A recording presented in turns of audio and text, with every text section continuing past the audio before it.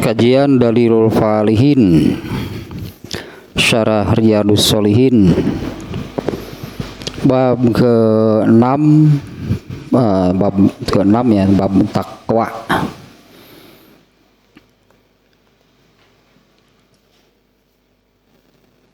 Yang kemarin sudah selesai gitu ya, sudah tentang takwa ini dimulai dengan memuat ayat yang isinya perintah bertakwa, yaitu di surat Ali Imran ayat 102, At-Taghabun ayat 16, kemudian Al-Ahzab 70, yang dimuat di kitab Riyadus Sholihinnya 3 ayat. Di dalam Al-Quran sendiri sangat banyaknya perintah bertakwa berulang-ulang, artinya Allah memerintahkan hal tersebut. 3 ayatnya yang dimuat perintah bertakwa, kemudian tentang keutamaannya juga tentang keutamaannya ayat yang dimuat itu surat At-Tolak ayat 2 dan 3, kemudian surat Al-Anfal ayat 29. Dan juga sangat banyak ya yang menerangkan keutamaan takwa. Kalau di kitab Tahdzibul Akhlaq itu ada sampai dimuat ada 14-nya keutamaan takwa. Keutamaan, keistimewaan, fadilahnya dari takwa. Nah, sekarang mulai hadis-hadisnya nih. Mulai hadis-hadisnya tentang takwa. Seluruhnya ada berapa hadis? Ada 5 ya, seluruhnya ada 5 hadis. Nah, hadis yang pertama, An Abi Hurairah radhiyallahu anhu qala qila ya Rasulullah man akramun nas qala atqahum faqalu laisa an hadza nas'aluka qala fa Yusufu nabiyullah ibnu nabiyillah ibni Khalilillah qalu laisan haza nas'aluka qala fa'an ma'adinil arabi tas'aluni khiyaruhum fil jahiliyati khiyaruhum fil islami iza faquhu. Nah, demikiannya redaksi hadis pertama. Hadisnya riwayat muttafaq alaih. Ya, hadisnya riwayat Al-Bukhari dan Muslim. Terjemahnya dulu nih. Dari Abu Hurairah, semoga Allah meridhoinya, ia berkata, ditanyakan kepada Rasulullah SAW, ya, yang pertanyaannya, wahai Rasulullah, man akramun nas, ya, siapa manusia yang paling mulia? Itu yang terjemahannya karim siapa manusia atau siapa gitunya manusia yang paling mulia. Rasulullah SAW menjawab atqahum, ya, yang paling mulia itu adalah yang paling bertakwa. Jadi antara mereka atau di antara semua atau yang paling bertakwa gitu loh ya. Yang paling mulia adalah yang paling bertakwa. Mereka berkata kepada Rasulullah SAW, bukan itu yang kami tanyakan kepadamu wahai Rasulullah. Kemudian Rasulullah bersabda, oh kalau demikian Yusuf Nabi Allah, anak Nabi Allah, anak Khalilullah, anak sebut nama bahasa kitanya ya, anak dari seseorang yang paling dicintai oleh Allah. Sekali lagi nih ya, Rasulullah ketika para sahabat mengatakan bukan itu Rasulullah yang kami tanyakan.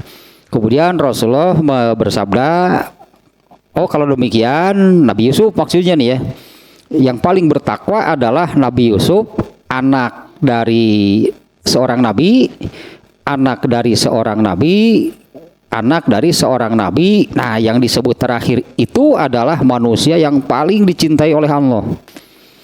Ya, Nabi Yusuf itu kan anaknya Nabi Yakub. Nabi Yakub itu anaknya Nabi Ishak. Nabi Ishak itu anaknya Nabi Ibrahim. Nah, ini yang disebut terakhir. Nabi Ibrahim itu manusia yang paling dicintai oleh Allah. Jadi Rasulullah menjawab, oh kalau demikian Nabi Yusuf, dia itu anaknya Nabi Allah, yaitu anak Nabi Yakub. Dia itu ya, Nabi Yakub ini anaknya Nabi juga, yaitu Nabi Ishak. Dia anak Nabi juga, yaitu Nabi Ibrahim. Nah, Nabi Ibrahim itu manusia yang paling dicintai oleh Allah. Mereka berkata lagi, laisa an haza nas'aluka, bukan itu yang kami tanyakan. Qala, kemudian Rasulullah menjawab, oh tentang orang Arab ya. Itulah Rasulullah, oh kalau begitu tentang orang Arab. Nah, ternyata apa nih ya, ayo kita terjemah saja dulunya, demikian sih terjemahnya. Fa'an ma'adinil Arabi, oh tentang orang Arab ya kalian ya, yang kalian tanyakan.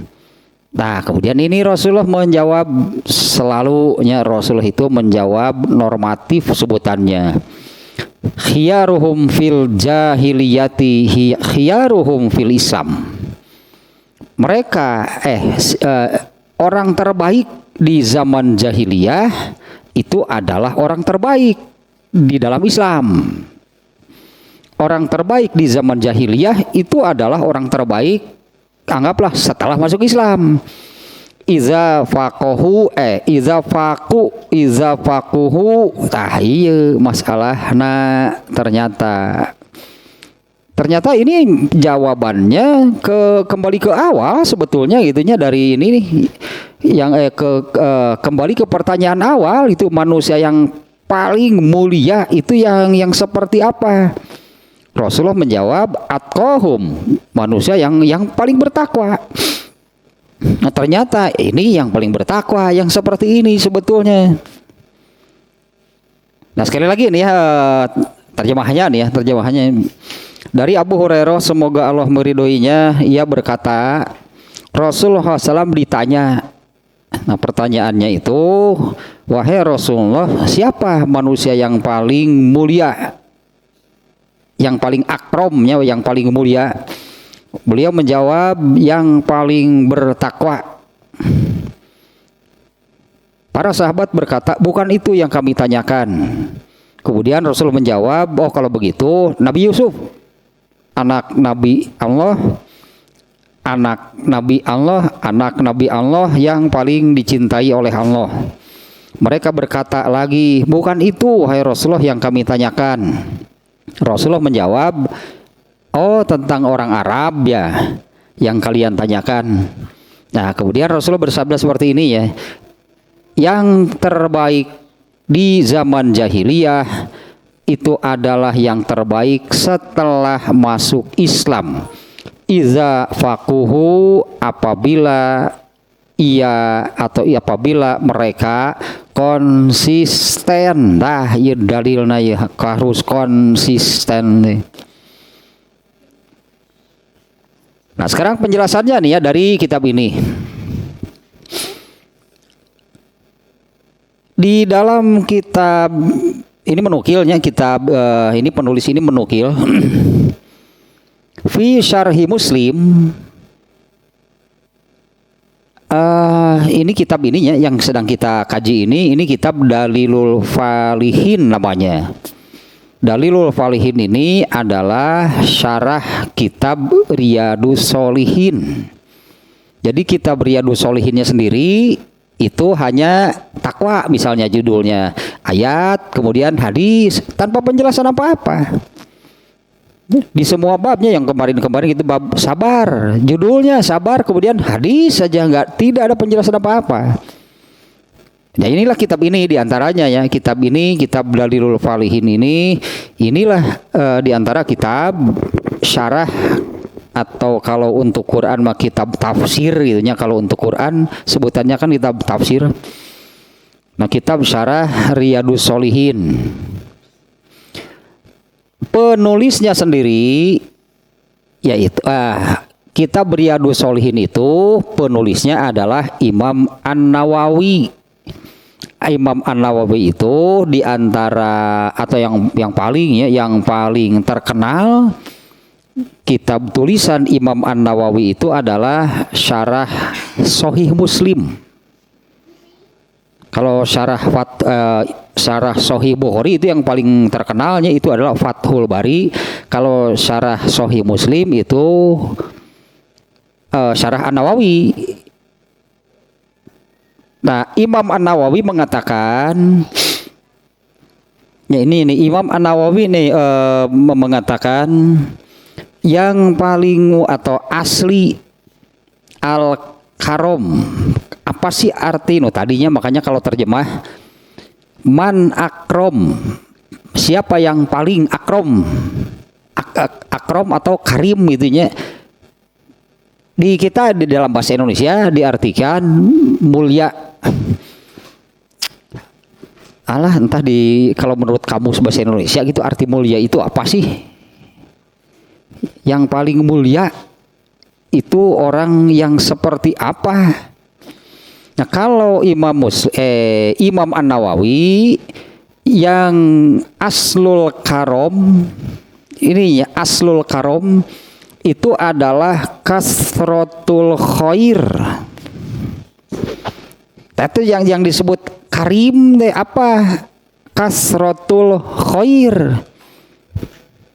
Ya tadi itu terjemah kan mulia, entah nih mulia ini di dalam kamus kurang tinggal di kamus gitu bahasa Indonesia. Apa sih? Karena suka diterjemah demikian, masalahnya kan suka diterjemah itu karim, akram itu mulia. Nah, mulia itu artinya apa sih itu dalam bahasa kamus bahasa Indonesia bahasa Inggris bahasa Inggris. Muka kamus kamus bahasa Indonesia ternyata Imam An-Nawawi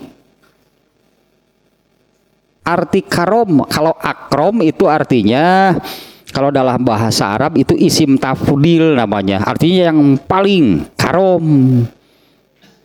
Yang tadi di dalam bahasa kita diartikan mulia gitunya. Nah, ternyata seperti ini sebetulnya. Asli arti al-karom itu kasrotul khair. Artinya orang yang paling banyak kebaikannya. Kebaikan lah secara umum lah gitunya, orang yang paling banyak kebaikannya. Ya, jawaban Rasulullah yang pertama adalah orang yang paling banyak kebaikannya adalah yang paling bertakwa. Nah, tentu kebaikan di sini yang dimaksud kebaikan yang seperti ini berarti ini ya. Ya berangkat dari siapa tadi ngaran Imam An-Nawawi. Kenapa rese? Imam An-Nawawi nya penulis kitab Riyadhus Sholihinnya, dia mengatakan arti al-karom itu adalah kasrotul khair. Ya, yang paling banyak terjemah bahasa Indonesia khair kebaikan lah gitu, yang paling banyak kebaikannya. Nah, ada kamari deui penjelasanana atuh ieu mah ya.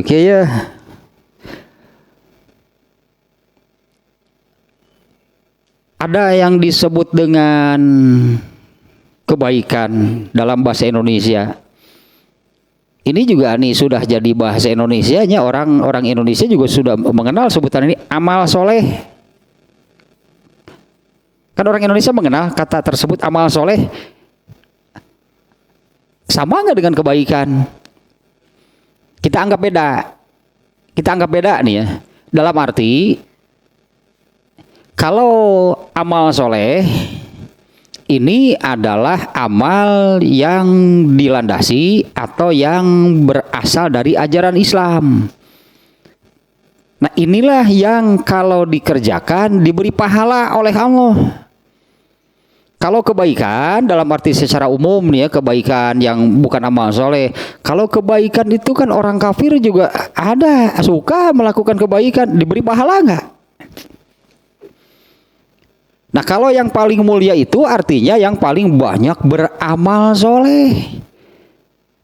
Dengan beramal soleh itulah itunya maka yang melakukannya, yang beramal soleh itu mendapatkan pahala, balasan, ganjaran sebutannya dari Allah.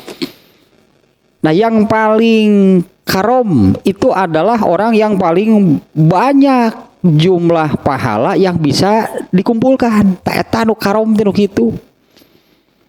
Ya, yang paling karom tentunya yang paling mulia, artinya kan yang paling arti karom itu kan kasratul khair.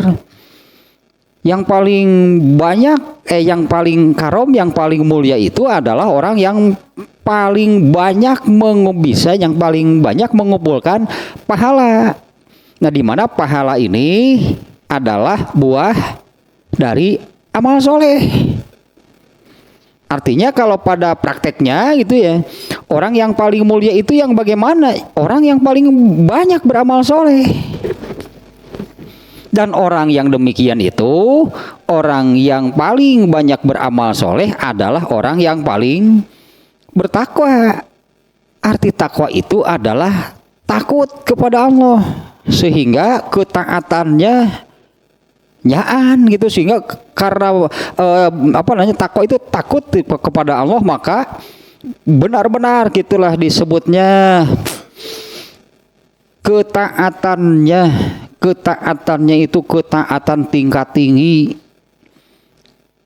di mana Rasulullah SAW kan pernah menyebutkannya inna a'lamakum wa akhsyakum. Hadis ini ada juga inna a'lamakum wa atqakum.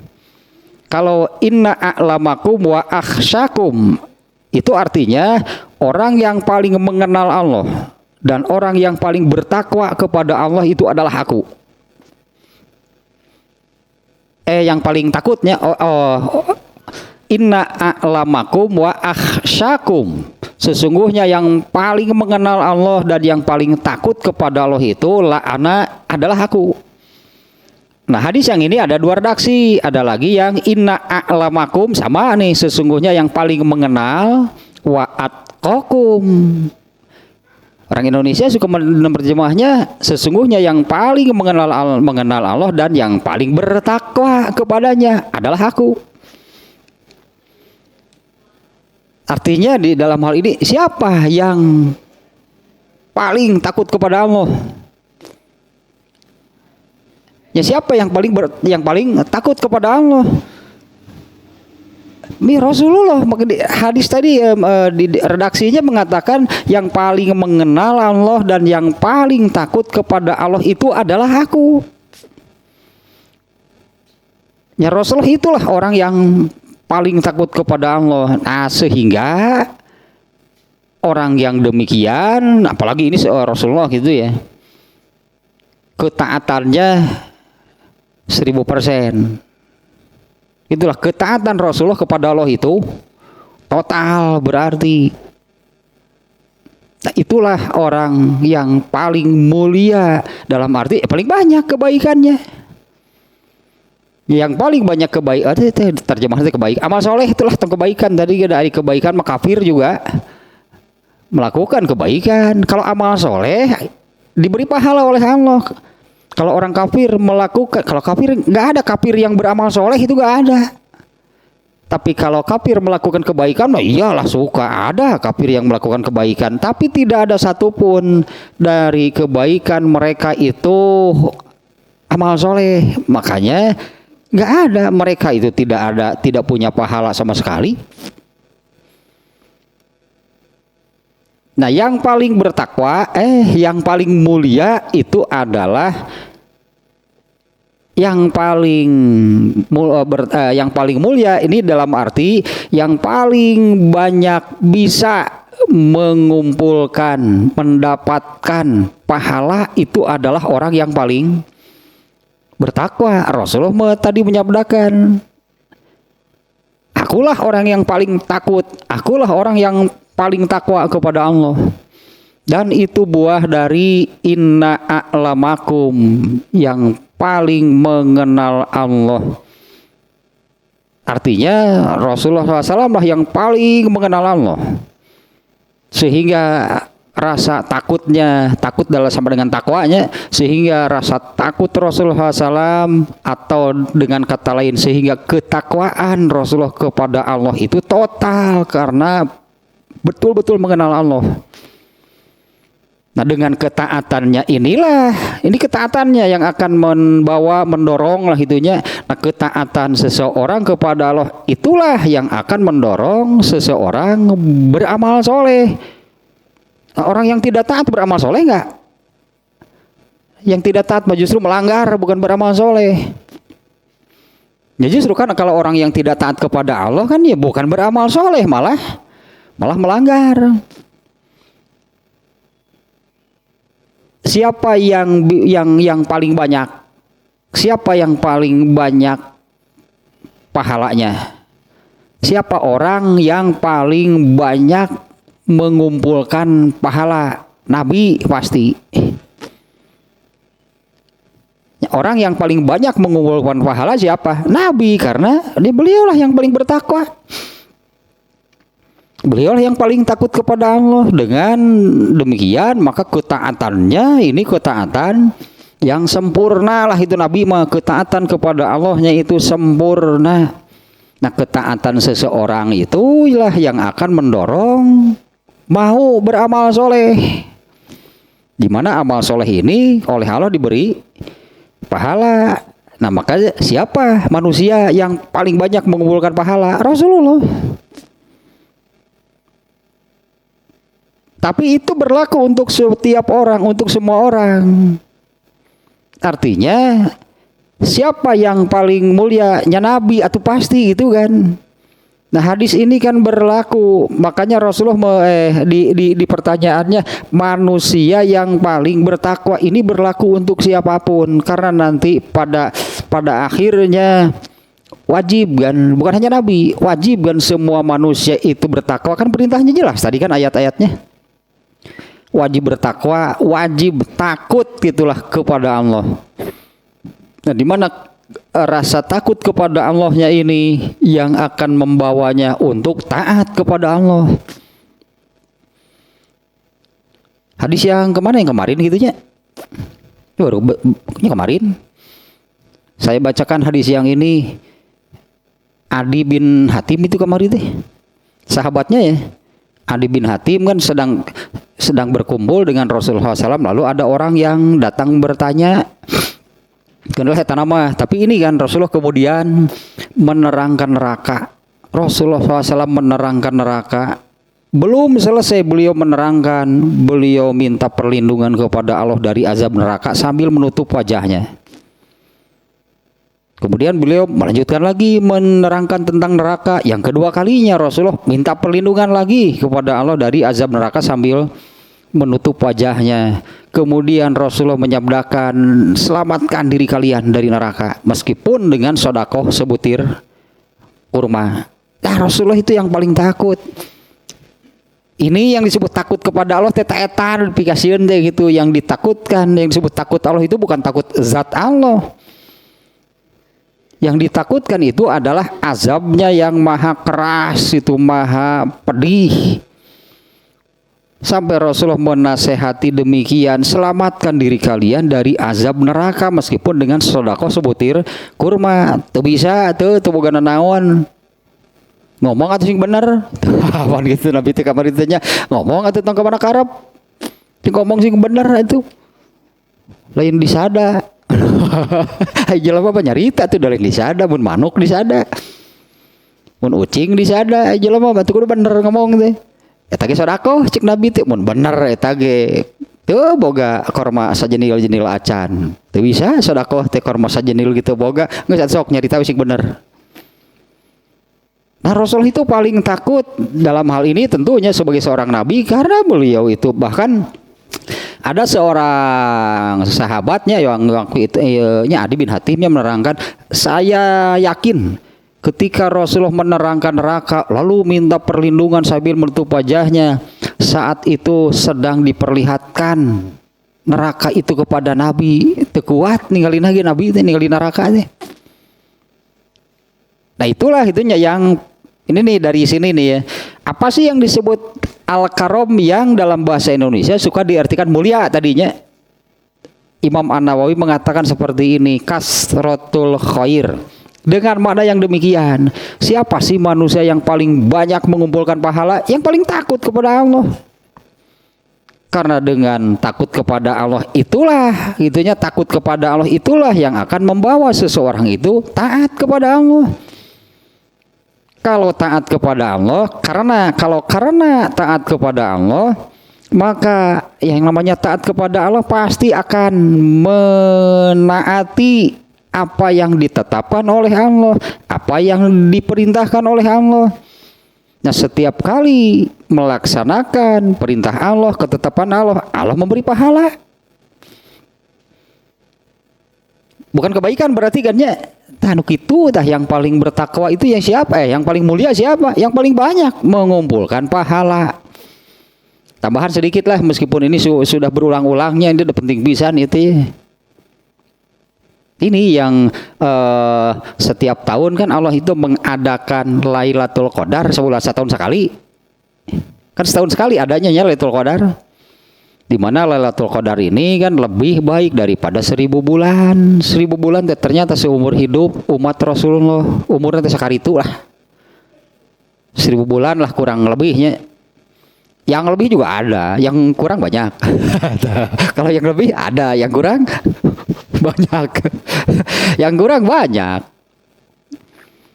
Makna dari Lailatul Qadri khairun min alfi syahrin itu adalahnya dari beberapa penjelasannya para ulama. Karena kalau penjelasan tentang hal itu dari Nabi nggak ada. Nah, dari beberapa penjelasan dari para ulama, makna Lailatul Qadri khairun min alfi syahrin adalah amal yang dilakukan pada Lailatul Qadar itu pahalanya lebih besar, lebih banyak dibandingkan dengan pahala amal seseorang seumur hidupnya. Jackpot eta teh apa namanya?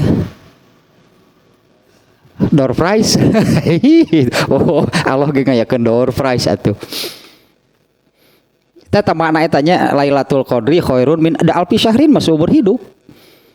Jadi pahala amal yang dilakukan pada Lailatul Qadar itu lebih besar, lebih banyak daripada pahala amal seseorang seumur hidup. Makanya Rasulullah amat sangat menekankan raih Lailatul Qadar, kalau enggak kurang jumlah pahala kamu itu sedikit meskipun seumur hidup. Tanpa tambahan Lailatul Qadar, pahala yang kamu kumpulkan seumur hidup itu cuma hanya sedikit. Makanya harus mendapatkan Lailatul Qadar. Apalagi kalau bisa tiap tahun dapat Lailatul Qadar. Nah, tapi siapa yang pantas dapat Lailatul Qadar? Bukan yang mendadak soleh ketika masuk bulan Ramadan. Mendadak soleh nanti begitu masuk bulan Ramadan, salat taraweh berjamaah 3 poe. Kadituna kosong dewe masjid deh, nya ngadadak mah hese. Ngadadak mah hese itu kan lo 3 poe 4 poe lah sek kamaran lah ieu teh cek Allah teh nya dadak pada hese. Nah, orang yang demikian itu tidak akan mendapatkan Lailatul Qadar. Orang yang berhak mendapatkan Lailatul Qadar itu yang kesolehannya seumur hidup, bukan mendadak ketika masuk bulan Ramadan. Atau apalagi kalau 10 hari terakhir baru saja. Cek kalau tinggal tong arah roces ngewak lah. Gerumah siap pisan ngadadak soleh. Nu ngadadak mah moal bisa. Ini kesolehannya seumur hidup. 2 amal pokoknya saum dan qiyamul lail. Saum lah saum ya. Siangnya saum, kemudian malamnya salat malam. Tapi kan Lailatul Qadar mah malam. Nah, amal pokok mah untuk meraih Lailatul Qadar itu adalah salat malam. Bisa teh lamun salat malamna pas bulan Ramadan wunggul. Nya moal bisa ada kudu satahun di bulan Syawal atuh sok mimitianana. Bulan Syawal terus sampai begitu masuk bulan Ramadan. Nggak aneh karena sebelumnya juga selalu salat malam, terus bulan Ramadan harus salat malam. Kalem meueun cigureun teh nu biasa mah. Ta ieu nu dadak tadi. Wah, itu 3 poe. Las bener ngadadak mah hese. Moal bisa dadak mah. Itu harus didapatkan eta door prize dari Allah. Setahun sekali ada, yaitu pada malam Lailatul Qadar. Tapi itu tidak bisa didadak. Tidak bisa mendadak soleh. Harus kesolehan pan tadi seumur hidup eta teh.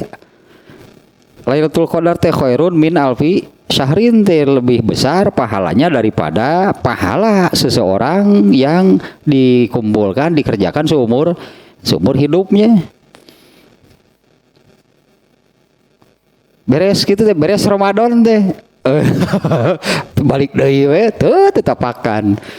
Henteu atuh Lailatul Qadar teh gitu mah. Nah, kembali lagi sini ini itu catatan pertama tanya aslul karomi kasrotul khair. Demikianlah maknanya tadinya. Yang paling karom, tong diterjemah mulia lah. Yang paling karom itu adalah karena karom itu adalah yang paling banyak. Berarti yang paling banyak mengumpulkan pahala siapa? Pasti yang paling bertakwa. Karena ketaatan seseorang kepada Allah itu tergantung kadar ketakwaannya. Tergantung tingkatannya, ketakwaannya. Yang paling bertakwa Nabi. Wah, bisa dibayangkan. Bisa dibayangkan ketaatan Rasulullah kepada Allah seperti apa. Ya tadi 1000% lah ketaatannya. Ketaatan seseorang itulah yang membawanya mau sebutlah beramal soleh. Nah, satu tanya yang paling banyak kebaikannya ngewa deh ditanya kebaikan mah.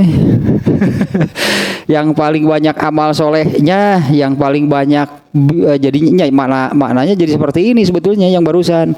Yang paling banyak mengumpulkan pahala itu orang yang seperti apa? Yang paling takut kepada Allah. Yang paling bertakwa kepada Allah. Kemudian catatan berikutnya. Fa inna man kana muttaqiyan kana kasirul khairi fid dunya sahibud darajatil ulya fil akhirah. Ini masih kata-kata dari siapa tadi? Bahwair nyebut Imam An-Nawawi itu atuh. Imam An-Nawawi nya penulis syarah Sahih Muslim ya. Fa inna man kana muttaqiyan karena orang yang bertakwa garis miring takut kepada Allah itunya orang yang bertakwa garis miring yang takut kepada Allah kasirul khairi fid dunya adalah orang yang paling banyak melakukan amal soleh di dunianya. Sohibud darajatil ulya fil akhirah. Orang itu memiliki derajat yang tinggi nanti di akhirat. Memiliki derajat atau kedudukan yang tinggi nanti di akhirat. Nah, itu tah penjelasan karim teh karom teh. Nah, kemudian ada juga yang mengatakan waqala ba'duhum. Ya, ada juga yang mengatakan al-karimu huwa al-muttaqi lillah. wa huwa al-munqati'u anil aqwan. Nah, iya indikasinya iya. Indikasinya ini nih. Ini benar nih ya. Ada yang mengatakan seperti ini. Al-Karim orang berarti. Kalau Al-Karom bendanya, kemuliaannya tadinya. Kalau Al-Karim orangnya. Nah, orang yang karim huwa al-muttaqi lillah, yaitu orang yang bertakwa, orang yang takwa, orang yang takut kepada Allah. Wa huwa al-munqati'u anil aqwan, dan orang yang demikian adalah orang yang memutuskan diri atau menjauhkan diri dari keduniaan. Kabawa keneh kudunya mah atuh meureun jauh keneh ka Allah teh. Ya, karena arahnya ini sudah sering kali saya katakan seperti ini ya di dalam Kitabur Riqaq itu yang sangat jelas penjelasannya. Kalau di dalam Al-Qur'an kan Allah menyebut-nyebut dua dunia akhirat. Di antaranya di surat Asy-Syura ayat 20 itu yang man kana yuridu harsal akhirah, barang siapa yang menginginkan buah hasil atau panennya itu di akhirat, nazid lahu fi harsihi, kami akan menambah dari yang hasil yang kami akan menambah hasil dari yang diinginkannya. Nah sebaliknya waman kana yuridu harsad dunya. Kalau di ayat itu menyebut dua, dunia dan akhirat.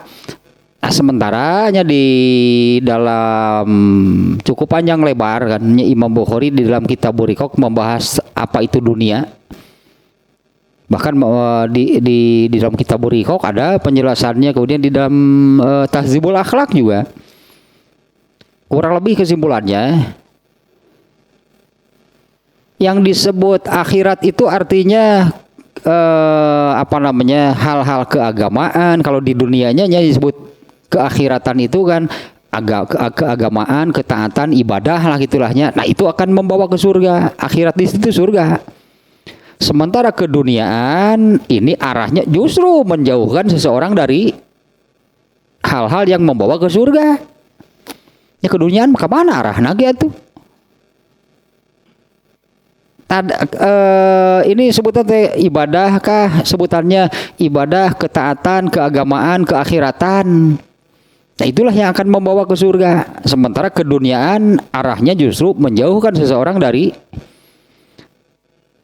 itu ya, orang yang, atau bukan orangnya sih, menjauhkan diri dari hal-hal keduniaan. Yaitunya hal-hal keduniaan itu adalah hal-hal yang hakikatnya ini menjauhkan seseorang dari arah, dari jalan menuju ke surga. Di mana hal keduniaan itu adalah hal-hal yang sia-sia sebetulnya, hal-hal yang tidak menghasilkan pahala.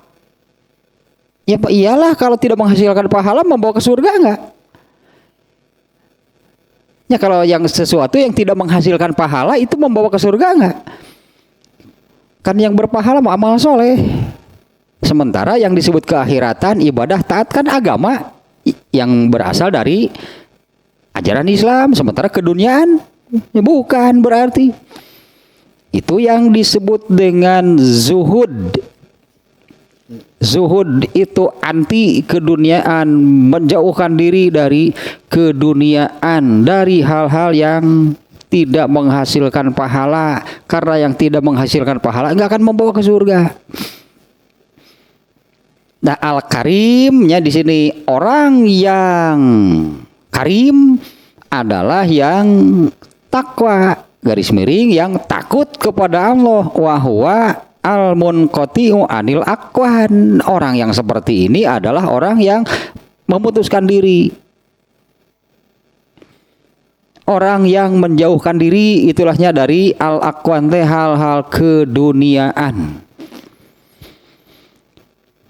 Kalau dalam Tahdzibul Akhlaq mah berarti al-haq, al-hawa. Mengikuti al-haq membawa ke surga. Kalau mengikuti al-hawa membawa ke surga, nuturkan al-hawa mah. Kalau dalam Tahdzibul Akhlaq dengan ayat 2 ketika melakukan sesuatu itu apa sih landasannya? Kalau al-haq berpahala, membawa ke surga. Kalau al-hawa nggak ada kaitan dengan Allah, meskipun ini bukan perbuatan dosa. Amal itu nggak ada kaitan dengan Allah, ya nggak ada pahalanya. Artinya Allah kan tidak akan memberi pahala karena yang dilakukannya itu bukan berdasarkan atau berlandaskan apa yang diperintahkan atau yang ditetapkan oleh Allah. Nah, kemudian catatan berikutnya nih ya. Yang terakhir barusannya Al-Karim, itu orang yang karim itu adalah yang bertakwa, yang takut kepada Allah. Nah, orang yang demikian itu adalah orang yang zuhud berarti. Nah, di antara ini ya, saya ingat di dalam kitab Burikoknya pembahasan Bukhari ya tentang dunia. Kunci sukses para sahabat. Para sahabat boleh kita sebut semua masuk surga tanpa hisab. Bolehlah kitanya menyebut demikian. Para sahabat itu semuanya masuk surga tanpa hisab. Apa sih kunci mereka? Rahasianya gitulahnya. Rahasia, tips atau apalah, kiat-kiat alah. Diberi kiat-kiat ngadon teu kiat deh. Iya kiat teu kiat eta mah lain kiat. Kunci sukses mereka, kesuksesan itu tinu kitu teh. Bahkan kesuksesan yang sesungguhnya bagi manusia itu kalau bisa masuk surga. Ya, kesuksesan para sahabat menjadi manusia-manusia yang masuk surga tanpa hisab itu adalah dua, zuhud dan sabar. Sabar kan sudah kita bahas panjang lebar, 29 hadisnya di dalam ini pembahasan Dalilul Falihin ini. Tak kunci sukses para sahabat menjadi manusia-manusia yang masuk surga tanpa hisab adalah zuhud, tinggalkan urusan yang tidak menghasilkan pahala. Etan nate. Aduh, jadi gitu dosa deui aya we jeung ngeureuh kanu kitu teh. Komo ngahajakeun mah. Turing geus eta mah. Gitu. Hari turing teh aya pahalaan eueuh. Makanya itu isuk nepi ka sore, nepi ka isuk deui. Itu tadi ini kunci sukses para sahabat itu adalah zuhud. Mereka meninggalkan sesuatu yang tidak menghasilkan pahala. Cobaan Umar bin Khattab ajakan turing ka Pangandaran aing teu hararayang cing Umar bin Khattab teh naonan eta cenah. Cing Umar bin Khattab dah naon eta nu kitu. Nguseup atuh sarua sia cenah. Cing Umar bin Khattab naon eta mah bukan ketaatan eta mah. Bukan melaksanakan perintah Allah eta mah. Umar bin Khattab pasti demikian. Ini sahabat ya. Karena itu tak kunci suksesnya meninggalkan hal-hal yang bersifat keduniaan, zuhud disebutnya. Nah ini tadinya al-karim, nah orang yang karim itu anggaplah tadi yang mulia, yang kalau tadi disebutnya orang yang di dunianya banyak bisa mengumpulkan pahala. Dan di akhiratnya memiliki derajat dan kedudukan yang tinggi. Itu orang yang seperti apa?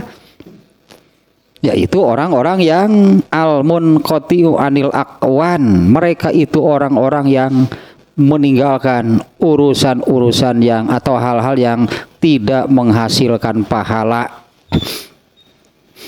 Nah kemudian berikutnya. Nah ini penjelasan dari jawaban Rasulullah SAW-nya. Bukan itu Rasulullah yang kami tanyakan. Oh, Nabi Yusuf cenupang takwa nama. Itu kan tadinya hadisnya. Bukan itu Rasulullah yang kami tanyakan. Oh, kalau begitu Nabi Yusuf dia itu anak seorang nabi. Kakeknya juga seorang nabi, buyutnya juga seorang nabi. Bahkan buyutnya ini adalah manusia yang paling dicintai Allah, yaitu Nabi Ibrahim. Urutannya tadinya Nabi Yusuf ini anaknya Nabi Yakub. Nabi Yakub ini anak dari Nabi Ishak. Nabi Ishak itu anak dari Nabi Ibrahim. Eta Nabi Ibrahim manusia yang paling dicintai Allah. Nah Nah sekarang penjelasannya nih tentang jawaban Nabi ini, kenapa Nabi ini menjawab Nabi Yusuf. Yang paling bertakwa siapa? Yang paling mulia siapa? Yang paling bertakwa. Bukan itu Rasulullah yang kami tanyakan. Oh kalau begitu Nabi Yusuf manusia yang paling mulia mah. Mengapa gitunya mengapa beliau Nabi Yusuf yang paling bertakwa? Yang paling mulia. Kebelit padahal tidak harus sampo heula rasaan mah tadi teh. Biasanya sampo teh nu ya teh sok balol teh lamun ku burger lancar. Kebab lancar. Sampo balelo sampo mah padahal favorit teh. Nah, Nabi Yusuf ini dia ini seorang nabi yang berhasil meraih keutamaan di dunia dan di akhirat. Ya, Nabi Yusuf ini ya orang atau nabinya ya manusia lah gitunya yang berhasil sukses mengumpulkan dua kebaikan, yaitu kebaikan dunia dan kebaikan akhirat. Dan dia ini manusia yang mulia baik di dunia ataupun di akhirat. Nah, karena itunya ini kemuliaan di dunianya adalah Allah memberikan ilmu kepada Nabi Yusuf ini, ilmu bisa menakwil mimpi, menafsirkan mimpi surat Yusuf. Kisah Nabi Yusuf aja yang paling lengkap mah di surat Yusuf. Di sana ada penjelasan bahwa Nabi Yusuf itu oleh Allah diberi ilmu bisa menakwilkan mimpi. Nah, di dalam ayatnya itu ketika Nabi Yusuf di dalam penjara, ada dua orang juga yang masuk penjara. Kemudian masuk penjara. Pembesar daerah mana lah gitunya saat itu yang merasa resah karena mimpi buruk. Lalu siapa nih yang bisa mengartikan mimpi ini? Nah kemudian ada di sana yaitu Nabi Yusufnya diterangkan. Saya lupa lagi mimpinya, yang satu orang kalau nggak salah yang satu orang ini mimpi ada roti di atas kepalanya lalu dipatuk-patuk oleh burung. Nah kemudian Nabi Yusuf menampilkan begini, saya lupa lagi lah, bacalah di surat Yusuf semuanya. Nah kemudian yang satu lagi bermimpi diperintah memerah anggur kalau nggak salah. Itu juga maknanya apa? Nah itulah intinya iyalah. Ini kemuliaan, keutamaan itu, keistimewaan yang Allah anugerahkan kepada Nabi Yusuf, yaitu ilmu ru'ya. Diberi kemampuan, diberi ilmu untuk menakwilkan atau menafsirkan mimpi. Kemudian juga Nabi Yusuf itu oleh Allah pada akhirnya dijadikan seorang yang kedudukannya tinggi di dunia. Karir jabatan Nabi Yusuf dimulai dari diambil dari sebuah sumur lalu diperjualbelikan, mengalami perjalanan hidup, akhirnya jadi pembesar di Mesir. Mesirnya Nabi Yusuf di Mesir. Menjadi pembesar gitu di Mesir, menjadi pemimpin di Mesir. Kemudian seperti ini mungkinnya kalau yang di antara semua nabinya karena karunia, anugerah, keistimewaan, juga mukjizatnya yang Allah berikan kepada setiap nabi itu kan beda-beda. Nah, kalau soal kekuasaan yang paling yang paling itu Nabi Sulaiman. Nabi Sulaiman seorang raja gitu yang bisa memimpin bukan hanya manusia tapi jin juga ikutlah, sehingga ketika Nabi Sulaiman membangun kerajaannya itu bukan hanya manusia pekerjanya, jin juga bisa diperintahkan ikut itu bekerja membangun kerajaannya. Kemudian bisa juga mengerti bahasa binatang. Waktu siapa itu teh Ratu Bilqis? Ya Ratu Bilqis kan itu apa namanya Nabi Sulaiman itu memerintah seekor burung, cing tingali cenah itu kerajaan si kumaha. Itu manuk nu ningali ka ditu nanti tingali balik deui ngobrol jeung Nabi Sulaiman. Kira Ratu Bilqis teh pokona mah mantap lah. Bening banget lah pokoknya mah. Nah, tete Ratu Bilqis teh. Tanya ke sini lagi. Nah, kerajaannya juga nya wa malakuha bil yasiroh wa bil bisairatil jamilah. Pada akhirnya lah gitunya dengan perjalanan hidupnya yang itu kan mengalami kepedihan dulu. Nabi Yusuf mah ditemukan kan dibuang oleh saudara-saudaranya, saudara tirinya ya di sebuah sumur, lalu ditemukan oleh serombongan orang dari Mesir, lalu diperjualbelikan. Ternyata gus gede mau geuning kasep pisan eta teh Nabi Yusuf teh gitunya amat tampan, orang paling tampan sedunia lah eta moal anu ngelehkeun deui. Mun ayeuna mah uan lah. Mun ayeuna mah uan mun teh. Nah, kemudian apa namanya? Boleh disebut lah perjalanan sampai menjadi berkuasa seorang penguasa di Mesir itu dengan perjalanan yang apa namanya ya? Sempurna lah disebutnya, dengan perjalanan yang sempurna. Kemudian setelah menjadi raja, Nabi Yusuf ini seorang raja yang benar-benar memperhatikan kesejahteraan rakyatnya. Ya seorang nabi lah gitunya. Dia ini seorang raja yang memperhatikan kesejahteraan rakyatnya, memberikan manfaat kepada semua rakyatnya, dan seorang raja yang sangat mencintai rakyatnya. Itulah keutamaannya yang Allah berikan di dunia. Kalau di akhirat, ya iyalah pasti semua nabi itu, semua nabi akan mendapatkan surga yang paling tinggi, yaitu surga Firdaus. Semua nabi itu pasti mendapatkan surga yang tertinggi. Nah kemudian orang-orang kan mengatakan bukan itu Rasulullah yang kami tanyakan. Yang salah dewa ya udah cek Nabi itu. Akhirnya Rasulullah tahu. Oh, mungkin gitulah Rasulullah tanya. Fa'an ma'adinil Arabi tas'aluni. Oh, tentang bangsa Arab yang kalian tanyakan kepadaku.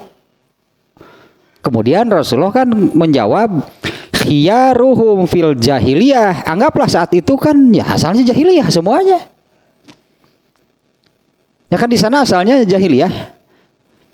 Khiyaruhum fil jahiliyati, khiyaruhum fil Islam. Tapi tetapnya saya katakan tadi, jawaban Rasul itu pasti normatif dan berlaku di segala zaman.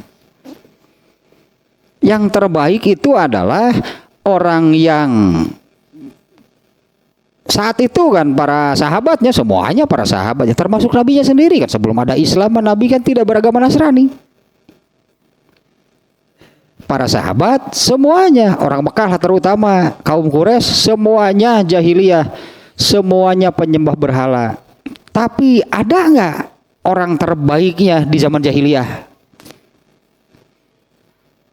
Nah karena Rasulullah di sini menyebut yang terbaik di zaman jahiliyah adalah yang terbaik setelah dia masuk Islam.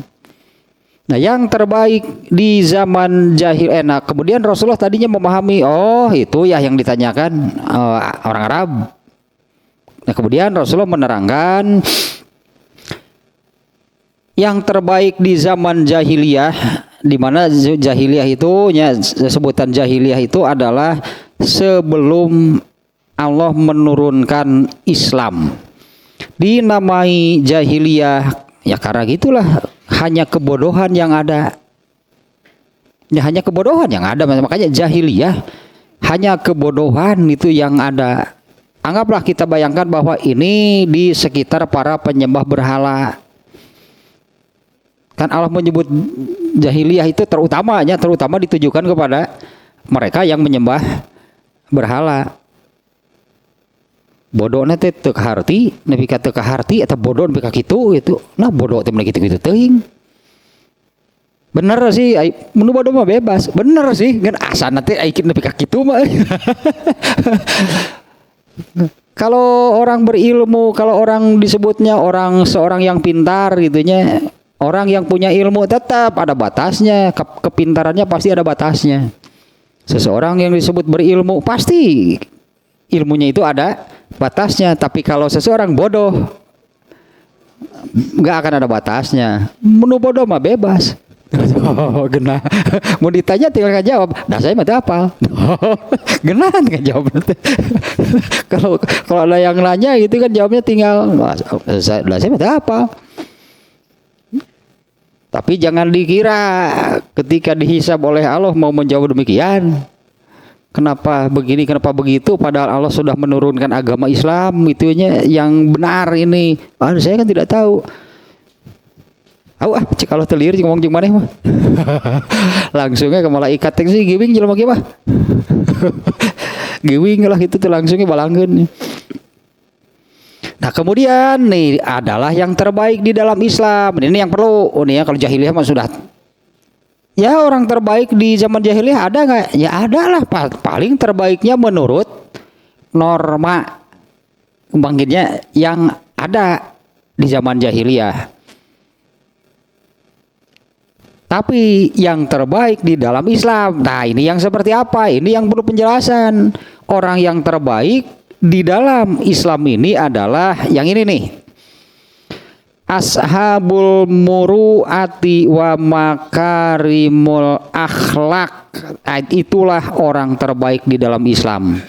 Orang yang menjaga muru'ah dan orang yang berakhlakul karimah, itulah orang terbaik di dalam Islam. Di zaman jahiliyah ada nggak muru'ah? Ya ada lah, karena seseorang kan sebut nantinya muru'ah mah citra diri, atau sebutan lainnya itu apanya? Eta teh kredibilitas. Ya kredibilitas, citra diri, harga diri itu muru'ah mah. Ini kan harus dijaga. Harus dijaga gitu muru'ah diri. Ini kan punya harga diri, punya kredibilitas. Setiap manusia itu punya. Dan itu dijaga. Menjaganya dengan cara tidak melakukan hal-hal yang tidak senilai dengan harga dirinya, dengan kredibilitasnya. Jangan melakukan hal-hal yang tidak pantas, artinya hal-hal yang bisa menjatuhkan kredibilitasnya sebagai seorang. Siapa sih seseorang itu? Di zaman jahiliyah juga punya tuh harga diri seorang pembesar gitu kan. Ya seorang pembesar kan punya harga diri, harus dijaga kredibilitas sebagai seorang pembesarnya. Nah itu muru'ah. Nah di zaman jahiliyah juga ada yang demikian, tapi kan landasan, sandaran, tolok ukurnya itu hanya norma, adat, tradisi, bukan ajaran Islam. Nah di zaman jahiliyah yang terbaik itu yang demikian, yaitu yang ya bisa menjaga muru'ah dan akhlaknya, meskipun landasannya, acuannya belum ada agama kan. Tapi tetaplah ada muru'ah mah ada. Seorang pembesar itu kan tidak boleh melakukan hal-hal yang menjatuhkan kredibilitasnya. Nah kemudian setelah masuk Islam, sama setelah masuk Islam pun yang terbaik itu adalah yang bisa menjaga muru'ahnya. Nah ya kalau nggak salah pernah saya contohkan begini ya, ini hal sederhana muru'ah mah. Kalau kita bayangkan seorang inilah Imam Asy-Syafi'i, ya yang Imam Asy-Syafi'i yang dulu kan terkenal Imam Asy-Syafi'i nya, bahkan jadi mazhab kan. Ulama besar berarti sampai menjadi mazhab di seluruh dunia, bahkan mayoritas itu mazhab Syafi'i. Ulama luar biasa berarti. Harus dijaga kan, beliau itu seorang ulama yang demikian kan. Ini contoh kecilnya misalnya. Kira-kira kalau Imam Asy-Syafi'i keluar dari rumahnya pakai celana pendek, pantas nggak? Dosa nggak? Bukan hal berdosa. Gerak bayangkan Imam Asy-Syafi'i dor keluar gerak pakai celana pondok, pakai singlet. Ari ieu saja beneran. Ta eta muruah nu gitu. Harus dijaga tuh harga diri sebagai ulama besarnya, nya keluar teh imah gituan.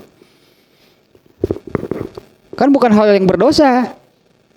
Tapi tidak pantas, itu bisa menjatuhkan harga diri kan. Atau Imam Asy-Syafi'i sareng gitu percaya atau eta Imam Asy-Syafi'i dulu keluar teh pakai celana pondok, pakai kaos singlet, komo di tukang aya bacaan eta mah. Di dina cika gobul.